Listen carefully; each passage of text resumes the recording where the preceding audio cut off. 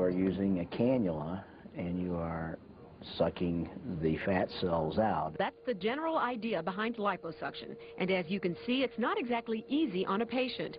As a result, recovery is typically rather lengthy as cosmetic procedures go. Just bruising and pain, it just gets uncomfortable. Most patients it takes about a week before they're really feeling great. Dr. Robert Jackson, an Indianapolis cosmetic surgeon, should know. He's been doing the procedure almost since it came to the United States.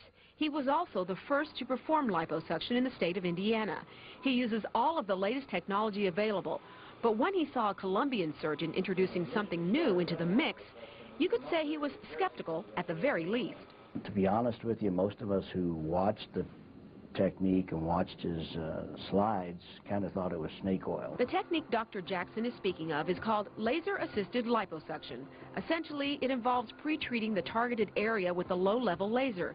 It's something that has been used in medicine for decades. The low-level laser has been used since back in the late 60s, early 70s to stimulate wound healing, for pain. But for this latest use, the Colombian doctor claimed the laser helped the fat dissolve more easily. That meant less work to remove it and less pain for the patient. So again, Dr. Jackson became a pioneer of sorts, becoming the first surgeon in Indiana to try laser-assisted liposuction and perhaps resolve his snake oil theory.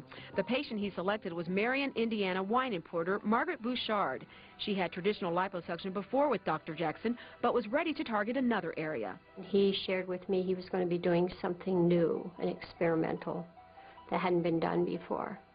Very eagerly I said yes. There was some discomfort and pain on the first one. Bruising was a big thing. Margaret was hoping this time recovery would be different with the help of the new laser technology. I was hoping no one would see these people running this red light over this patient in the operating room because I thought they'd think I was crazy.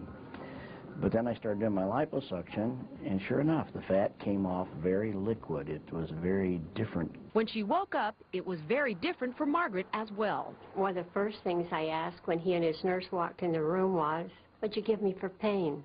I don't have any pain."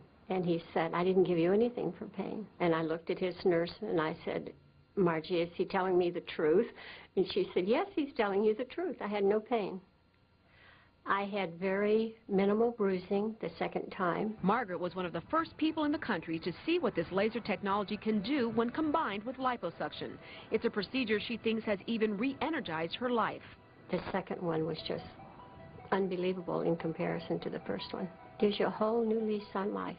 I now play volleyball, I sail a boat, and I'm just enjoying it. Now, many others are taking part in a nationwide study that could ultimately make this technique part of the traditional liposuction procedure. If we can develop a technique which makes it more comfortable for the patient,